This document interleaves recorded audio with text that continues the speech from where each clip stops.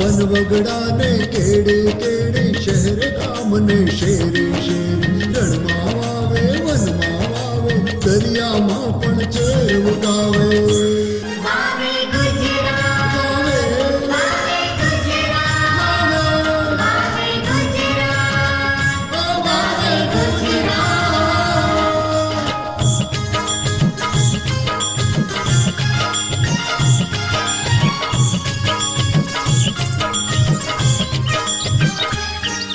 झाड़ छोड़ने वेला वावे हरित क्रांति जोत जगावे नेर रेल ने रस्ता काटे स्मशान गृह ने तड़ाव काटे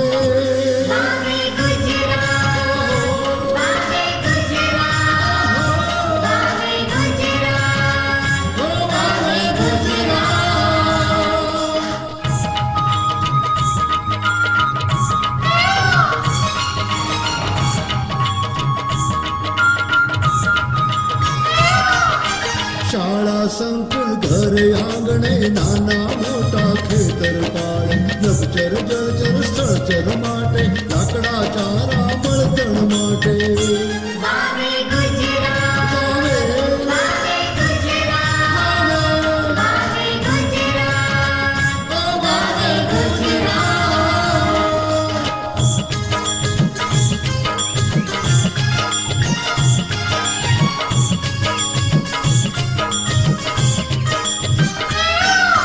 कागळ दवा उद्योगो माटे फळ आवक ने शोभा माटे पर्यावरण ने स्थिरता माटे ग्लोबल वॉर्मिंग टाळवा माटे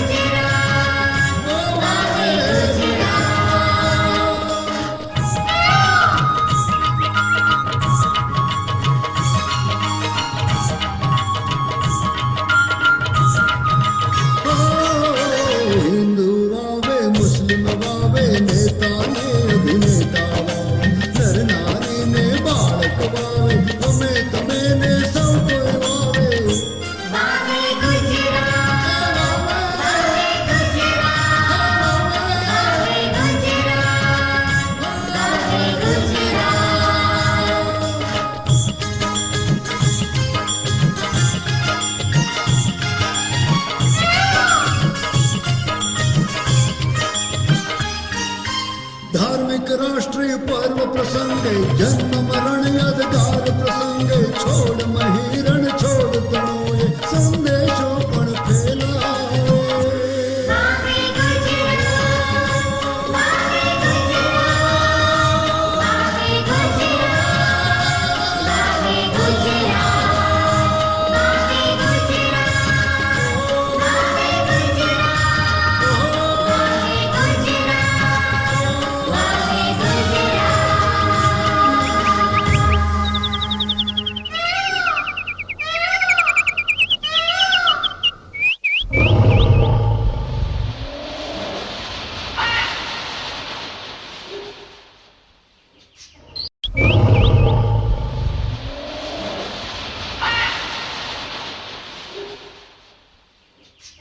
मने एक एक झाड़नी माया के झाड़ मने कोई दिन लागे पराया मने एक एक झाड़नी माया के झाड़ मने कोई दिन लागे पराया।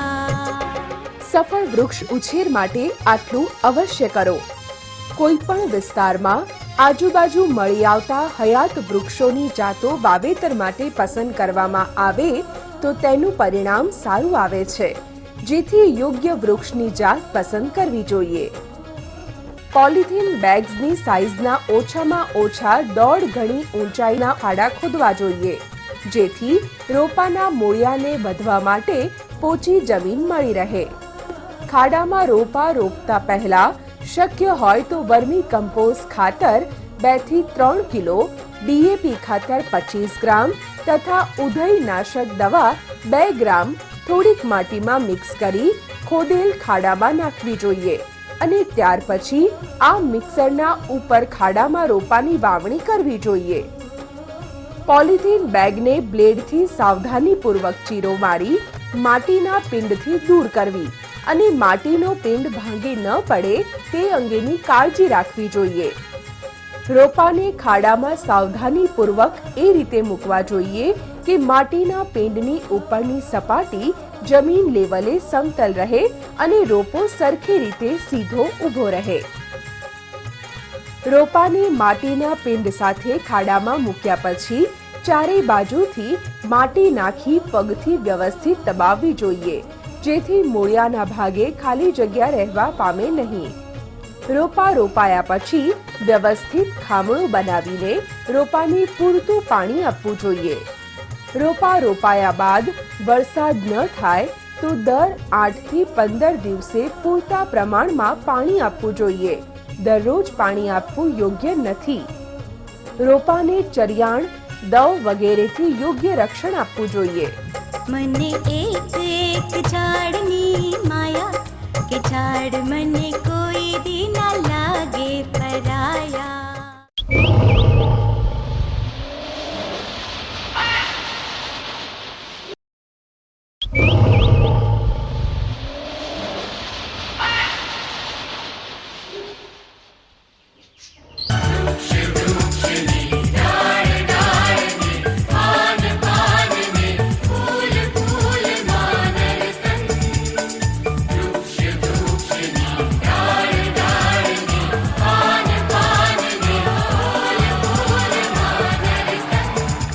कि कोई पण संजोगों में जे विस्तार में आपे वृक्ष वावવું હોય એ વિસ્તારમાં એવા વૃક્ષ વાવવું જોઈએ જે આજુબાજુના સ્થાનિક પરિવેશમાં ત્યાંની આબોહવા અને ત્યાંની સ્થળ પરિસ્થિતિને અનુકૂળ વૃક્ષો હોય એવા જ વૃક્ષો વાવવા જોઈએ. ઘણા લોકો જે મિસ્ટેક કરે છે કે પોલિથીન બેગ સાથે ખાડામાં રોપાને વાવી દેતા હોય છે. એ કોઈ પણ સંજોગોમાં કરવાની જરૂર નથી. એને સાવધાનીપૂર્વક શાર્પ ચાકુથી અથવા તો બ્લેડથી ચીરો મારીને પોલિથીન બેગને કાઢવા જોઈએ અને એવી રીતે પોલિથીન બેગને પાછી દૂર કરવું જોઈએ કે માટીનો પિંડ જે છે એ ભાંગી ના પડે. કોઈ પણ રોપા લગાવવા માટે ખાડો તૈયાર કરવો ખૂબ જરૂરી છે અને ખાડો પણ એવી માપનો હોય કે જે તમારે રોપામાં માટીનો જે પિંડ છે એની કરતાં ઓછામાં ઓછા 1.5 ગણો ખાડાની ઊંડાઈ હોવી જોઈએ અને ખાડામાં રોપાને મૂકતા પહેલાં અડધો ભાગ એનો ખાડાનો થોડો પૂરી દેવું જોઈએ, એટલે પોચી માટી હોવી જોઈએ અને પોચી માટીના ઉપર આપણે કોહવાયેલું છાણિયા ખાતર અથવા તો વર્મી કમ્પોસ્ટ અથવા DAP અને BSC પાવડર મળી રહેતું હોય તો એ એમાં પ્રમાણસર નાખવા જોઈએ અને ત્યાર પછી માટીના પિંડને અમે મૂકવા જોઈએ. રોપાને એવી રીતે મૂકવા જોઈએ કે રોપા જે છે વાંકું નહીં રહે, સીધું ઊભો રહે. કેમ કે વાંકો થાય તો તે જગ્યાથી જ્યાંથી વળાંક થાય છે ત્યાંથી બીજી ફૂટ થાય છે અને રોપાની ક્વોલિટી બગડે છે. એટલે સીધો ઊભો કરવું જોઈએ અને ખાડામાંથી જે માટી કાઢી હતી એને વ્યવસ્થિત ચારે બાજુએ મૂકી અને પગથી વ્યવસ્થિત દબાવવું જોઈએ અને એવી રીતે દબાવવું જોઈએ કે રોપાને સાથનો જે પિંડ છે એ પાછો ભાંગી ના પડે. એટલે કે રોપાના થડથી ઓછામાં ઓછા 15 સેન્ટીમીટર દૂર આપણા પગ રાખીને એને વ્યવસ્થિત દબાવવું જોઈએ અને પછી આ રોપાને ખામણો કરવા જોઈએ. એટલે કે રોપાના નીચલે વાલે ભાગમાં અડધા મીટરના ભાગમાં એક તગારા જેવું ઊંધું તગારા જેવું એ મિટ્ટીનો ઢેર આવવું જોઈએ જેથી કે એ રોપા સરખી રીતે પોતાને ભલે ઊભો રહી શકે અને પછી એને ચારે બાજુ એક રિંગ જેવી આવે અને પછી માટી બહારની બાજુ હોય. જ્યારે બી પાણી આપવાનું હોય એ રિંગને પાણી આપવું જોઈએ. એ પણ અગત્યની બાબત છે કે ઘણા લોકો એમ સમજે છે કે બધું પાણી આપીએ તો રોપાને સારી વધ મળશે, પણ એવું નથી. કોઈ પણ જીવિત વસ્તુને માપસર જ તત્વો જોઈતા હોય છે. એટલે રોપાના કેસમાં ઝાડના કેસમાં દરરોજ પાણી આપવું યોગ્ય નથી. જો પૂરતા પાણી હોય તો રોપાની જાતને ધ્યાને રાખી 8 દિવસથી માંડીને 15 દિવસ વચ્ચે એકવાર પૂરતું પાણી આપીએ તો એ રોપા માટે વધ માટે ખૂબ સારો ગણાય છે. અને રોપા સરખી રીતે રોપાઈ ગયા બાદ અને આબોહવા એને અનુકૂળ હોય અને માનસૂનના દરમિયાન લેવાયું હોય તો મને લાગે છે કે અગર પ્રોટેક્શન સરખું આપી દો તો રોપા ઝાડ બની જાય એમાં શંકા હોતી નથી. એટલે રક્ષણ અને પાણી એ બે વસ્તુનું ધ્યાન રાખીએ તો રોપ જે છે એ વૃક્ષમાં કન્વર્ટ થઈ જાય અને કુદરત એની કેર લઈ.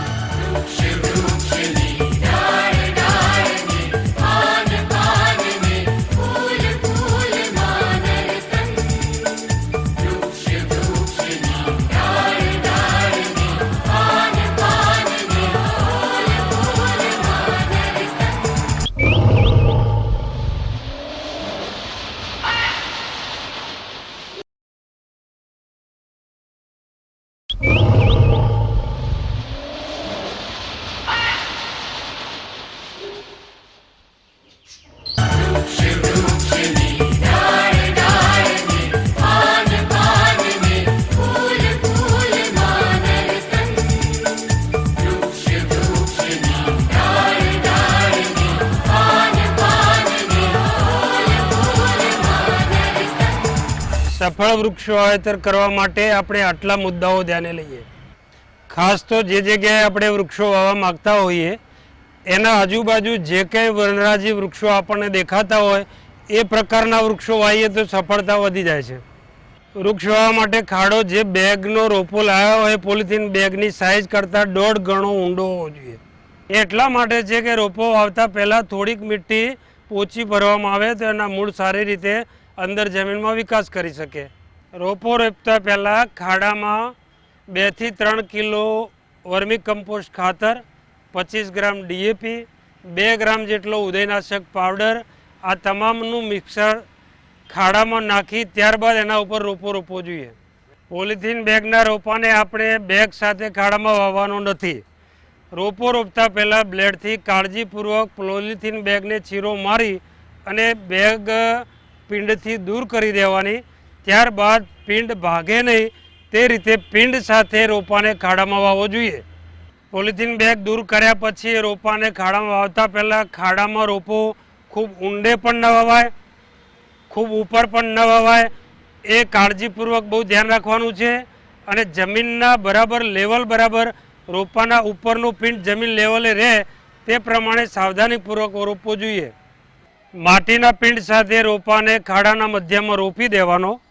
ત્યારબાદ એ માટીને રોપાના આજુબાજુ સંપૂર્ણ રીતે ભરી બરાબર પગથી દબાવવી જોઈએ. દબાવવાનું કારણ એ છે કે જેનાથી રોપાના મૂળના આજુબાજુ જરા પણ જગ્યા પોચી રહી ના જાય. રોપો રોપ્યા પછી એના આજુબાજુ પાવડાથી આપણે ગોળ આકારમાં પાણી ટકે એ રીતનું રિંગ બનાવીએ, એને ખામણું કહેવાય.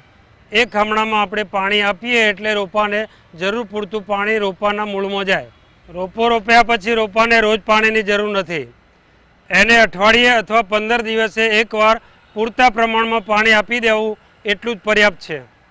રોપો રોપ્યા પછી એને બકરા કે જાનવર ખાઈ ના જાય એની કાળજી પૂરતી લેવી જોઈએ, અથવા તો એને કોઈ દવ કે આગથી નુકસાન ન થાય એ માટેની પૂરતી કાળજી લેવી.